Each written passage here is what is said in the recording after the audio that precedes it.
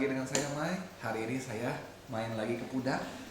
Dan hari ini di depan saya sudah ada mainan baru yang disebut dengan ekosistem kit. Nah, ekosistem kit ini terdiri dari dua elemen penting, yaitu ekosistem chamber dan sensor, di mana sensor ini dihubungkan dengan alat kendali dashboard berbentuk tablet.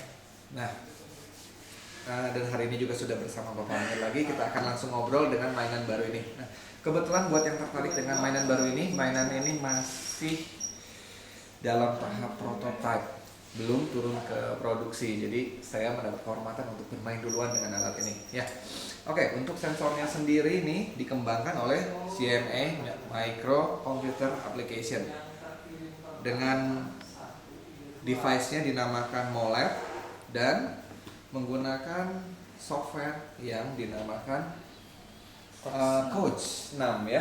Betul, ini sudah generasi yang ke-6 mungkin ya dari yang sudah dikembangkan. Dan terlihat di sini mungkin kita bisa lihat ada kemungkinan ini dikembangkan dari OS Linux. Ya. Oke.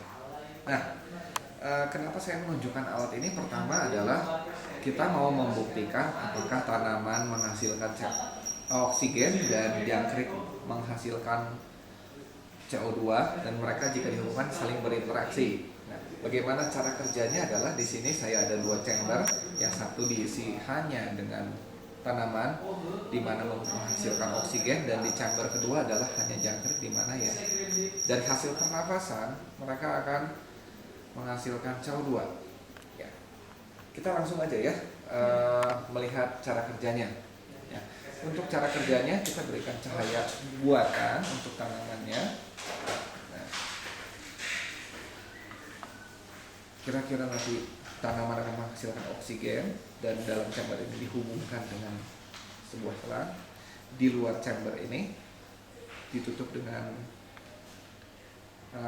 sumbat karet, dan beberapa ditutup dengan sensor. Di sini ada sensor oksigen, sensor pencahayaan, kelembaban serta temperatur, dan CO2, karbon dioksida ya.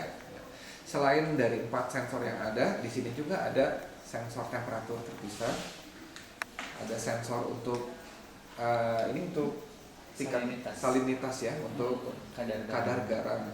Biasanya digunakan untuk ekosistem yang basah ya, untuk perairan. Nah, dan yang terakhir ini adalah pH meter.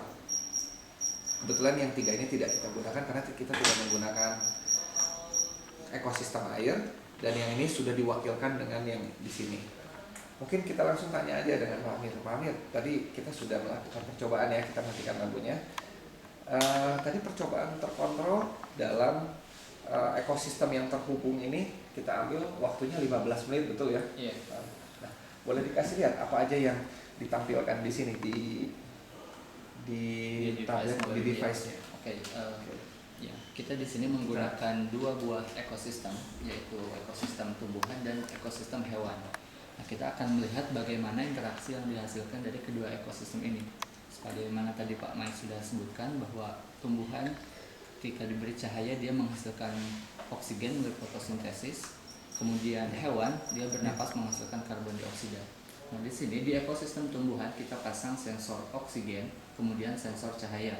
Sementara di ekosistem hewan kita pasang sensor karbon dioksida dan kelembaban ya.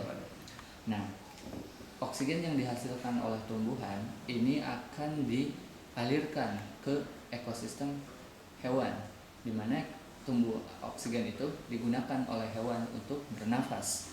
Sementara CO2 atau gas yang dihasilkan oleh hewan dari hasil pernapasan itu akan diterima oleh tumbuhan ya, di ekosistem yang ada di dalam chamber ini.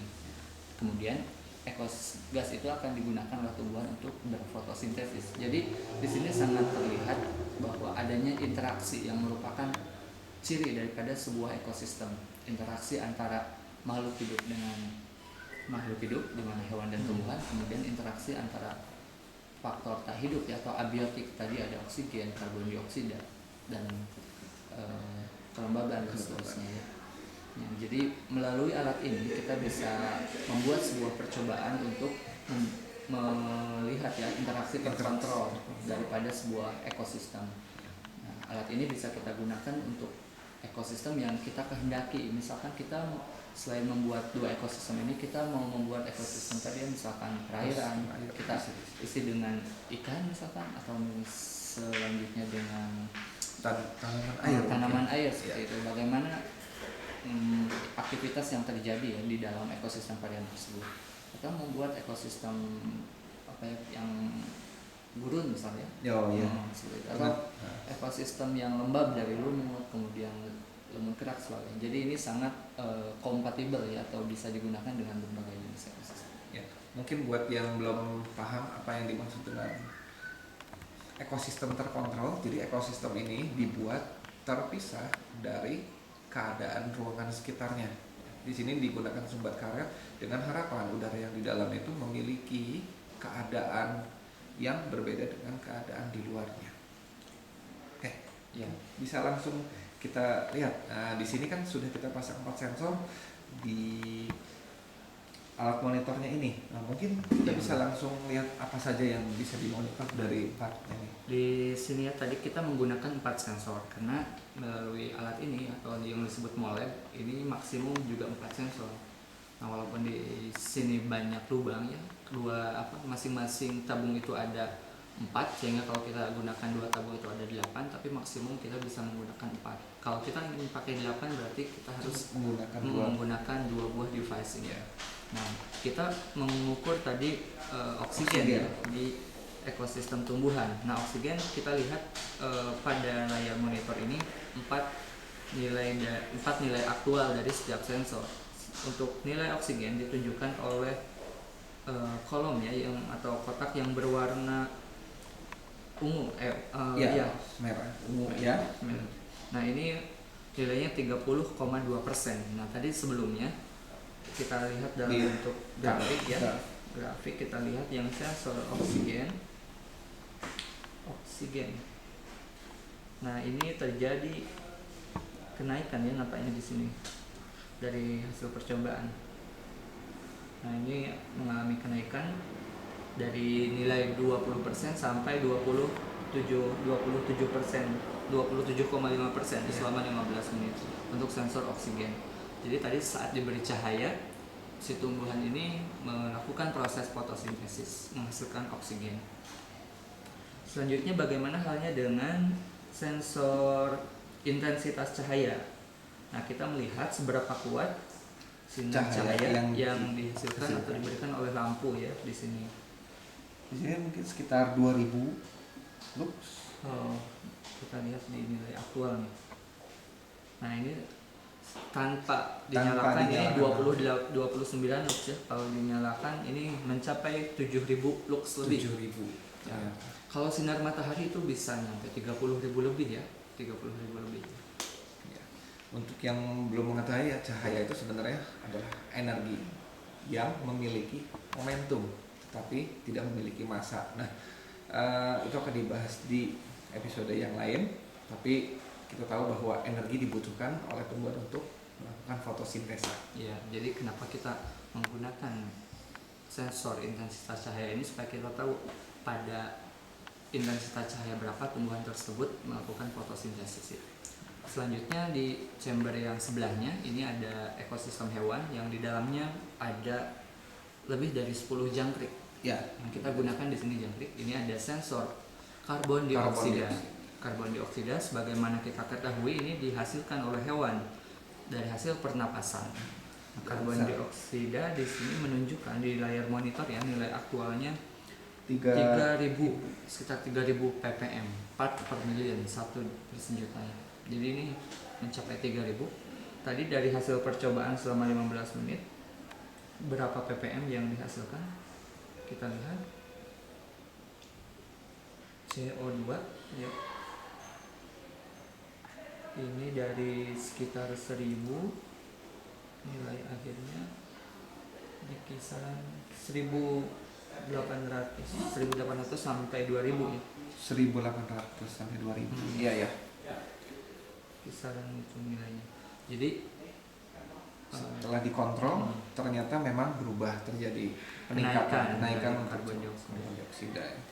Nah, kemudian kelembaban sendiri, kelembaban itu menunjukkan angka berapa ya?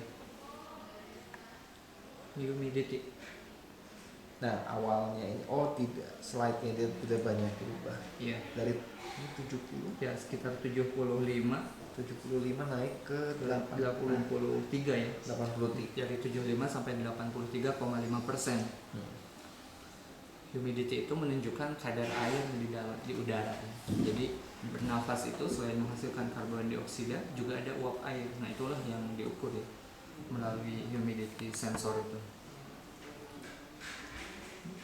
Nah, tidak hanya sampai di sana, selain kita gunakan kit ekosistem ini untuk melihat interaksi dari dua buah ekosistem, kita bisa memisahkannya menjadi ekosistem tersendiri ya. Tersendiri. Misalkan kita hanya ingin melihat fotosintesis, sudah kita isolasi satu chamber ini untuk tumbuhan saja. Dengan mengisolasi artinya kita akan menutup chamber yang ini dengan sumbat karet seperti ini di sini, sehingga tidak terjadi interaksi. Begitu pula dengan yang hewan, kita ingin melihat proses pernapasannya saja, kita isolasi pula seperti tadi, seperti itu. Ya. Oke. Jadi untuk device-nya sendiri ternyata saya dapat insight baru di sini, sangat sulit. Seperti yang sudah saya sering bilang bahwa dalam mastering knowledge itu kita boleh memiliki hipotesa, artinya kita boleh memberikan pendapat kita mengenai sesuatu, tetapi segala sesuatu itu harus dibuktikan melalui pengamatan atau melalui eksperimen seperti ini. Kebetulan kita melakukan eksperimen, kita membuktikan bahwa tanaman menghasilkan oksigen di mana dalam ekosistem terisolasi. Dari hasil pengukuran terdapat penambahan secara signifikan jumlah oksigen, dan dari hasil pernafasan respirasi juga dihasilkan karbon dioksida. Itu juga terbukti dari hasil pengukuran di mana nilai karbon dioksida sebelum dan sesudah pengukuran berubah. Jadi dengan kita membuktikan melalui eksperimen dan pengamatan ini, kita harus selalu ingat bahwa untuk memahami sesuatu itu kita harus berpikir secara bertahap, yaitu dimulai dari penyusunan hipotesa, pembuktian melalui pengukuran dan eksperimen atau penelitian dengan pengamatan, dan yang terakhir adalah membuat kesimpulan dari apa yang kita dapat. Hari ini kebetulan dari ekosistem ini kita mendapatkan bahwa memang terjadi produksi oksigen oleh tanaman dan terjadi produksi karbon dioksida oleh hewan, dan terdapat saling bertukar sebelum dan sesudah terisolasi. Jadi seperti yang kita ketahui, segala sesuatu memang harus dibuktikan secara luas, secara jelas ya, agar tidak terjadi misconception. Nah, banyak hal yang bisa dilakukan dengan ekosistem kit ini, mungkin akan dibahas di episode selanjutnya. Terima kasih kepada Budak Saintifik yang telah memberikan kesempatan saya untuk bermain hari ini, dan juga terima kasih kepada Bapak Amir yang sudah memberikan insight yang sangat penting dengan mau menjelaskan mainan baru ini pada saya ya. Mungkin kita akan ketemu lagi di channel yang sama di episode selanjutnya.